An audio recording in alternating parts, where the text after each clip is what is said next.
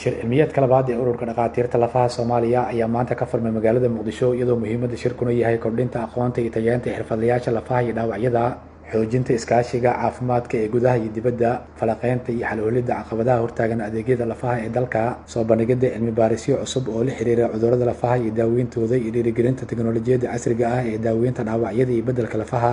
shir cilmiyeedka labaad ee ururka dhaqaatiirta lafaha Soomaaliya oo socon doona 2 maalin ayaa waxaa daafurkiisa ka qayb galay gudoomiyaha ururka dhaqaatiirta Soomaaliyeed, dhaqaatiir ka kala yimid gudaha dalka iyo dibadda, khubaro caafimaad oo ku xeel dheer arrimaha lafaha iyo qaybaha kala duwan ee bahda caafimaadka. gudoomiyaha qabanqaabada shirka Dr. Yaasiin Barqad Ibraahim iyo xogayaha ururka dhaqaatiirta lafaha Soomaaliya Dr. Xasan Fiidow oo ugu horeen ka hadlay madasha ayaa sharxay ujeedada loo qabtay shirka. waxaan aad ugu mahadcelinayaa Allah subhanahu wa ta'ala oo noo suuro galiyay inaan noo qabsoomo shirkan. waxaa kaloo noo mahadcelinayaa dhammaan ka soo qaybgalayaasha shirkan iyo martida kale ee sharafta badan ee nagala soo qayb gashay. waxaa kaloo noo mahadcelinayaa taabageliyaasha shirkan dhaqaalaha ku bixiyay. dhammaantood waxaan leeyahay jazaakumullahu khayran.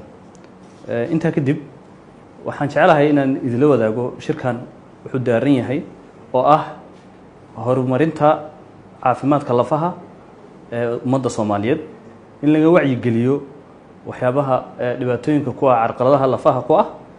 waxaa la isku weydaarsaday cilmi baarisyo laga sameeyey bukaano lagu guuleystay oo la daaweeyey qaliinan lagu sameeyey. waxaa kale oo shirka ka soo qayb galay dhakhaatiir tiro badan oo ka timid gobolada waddanka. waxaa kale oo qayb shirka ka ah oo nagala soo qayb galay dhakhaatiir caalami ah oo wadamo kala duwan jooga.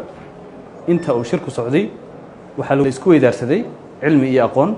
sidoo kalena dhakhaatiirta ka timid gobolada kala duwan iyo daafaha caalamku waa ay isbarteen, waxaana ay marka munaaqasheen oo ay ka wada hadleen sidii loo horumarin lahaa daryeelka caafimaadka lafaha ummadda Soomaaliyeed.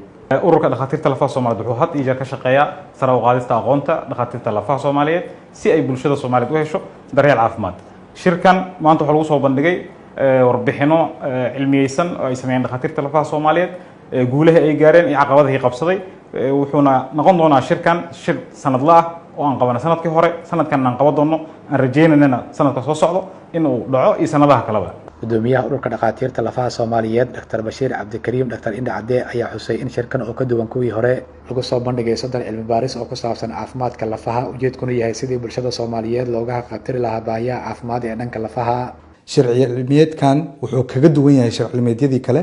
sanadkan waxaa ururka dhaqaatiirta lafaha Soomaaliyeed collaborate ama partnership oo la yeeshay SICOT oo ah urur weyn oo ka dhisan Europe. ururka dhaqaatiirta lafaha Soomaaliyeed waxaa la aasaasay 3 sano ka hor 2022. shirkana wuxuu yahay sharci cilmiyeedkii labaad oo ururka uu qabanayo.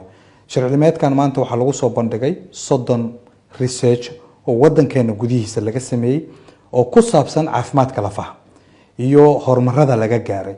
10 sano ka hor waxaa adkeed qalabaadka qaar inaan helno, dhaqaatiir badanna maysan jirin. laakiin waxaan aad ugu faraxsanahay in maanta Muqdisho ay joogaan dhammaan dhaqaatiirtii lafaha Soomaaliyeed ee ka kala imaaday gobolada iyo dibaddaba. run ahaantii waxaa kaloo aad aan ugu faraxsanahay sanadkan 2025 ururka dhaqaatiirta lafaha Soomaaliyeed waxaa ku soo biiray 10 dhakhtar oo cusub oo specialist ah.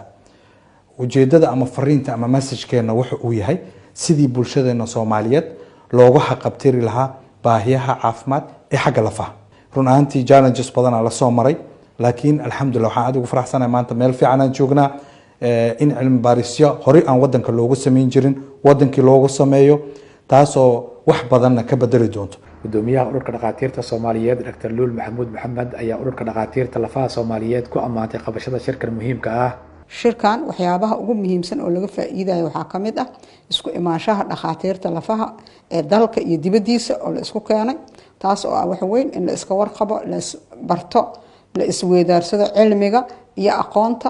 marka waxaan leenahay waa arrin aad u fiican. waxyaabaha lagu soo bandhigay oo ugu muhiimsanna waxaa ah cilmi baarisyada ay sameeyeen dhakhaatiirta kala gedisan. ilaa iyo 5 qaybood ayuu ka kooban yahay, taas oo ah qaybaha ugu muhiimsan ee cudurrada lafaha oo ay dhakhaatiirtu soo bandhigeen. waxaa kaleeto shirkan qayb ka ah qaybo badan oo qalabkii wax lagu qaban lahaa. waxaa qayb ka ah dadka haystay maxay tahay diagnostiga ama lagu gaari lahaa maxay ahaato imaging gaar ahaan iyo daawooyinkii dadka lagu daaweyn lahaa. marka waxaan leenahay waa cilmi maxay ahaato shir cilmiyeed caafimaad oo dhammaystiran oo ay kasoo wada qayb galeen kaadiriintii oo dhan oo ay isku weydaarsanayaan. waxayna wax weyn u tahay ururka dhakhaatiirta Soomaaliyeed maadaama ururka dhakhaatiirta lafaha oo xiriir weyn la leeyahay kana mid yahay urur weynaha dhakhaatiirta Soomaaliyeed. waxaan kaloo ku ammaanayaa dhakhaatiirta lafaha Soomaaliyeed inay aad iyo aad u hirgeliyeen aqoontooda kaliya maahan iyo wadanka gudaha xataa ururada dibadda oo standardka ah oo casriga ahayn oo anaga wax boqolaalo sano naga horeeyeen inay xiriiro la soo sameeyeen gaar ahaan European Association ko kaleete. marka taasna waxay kor u qaadi doontaa aqoontooda iyo wax qabadkooda. Xabiib Axmed Cali, warbaahinta qaranka, Muqdisho.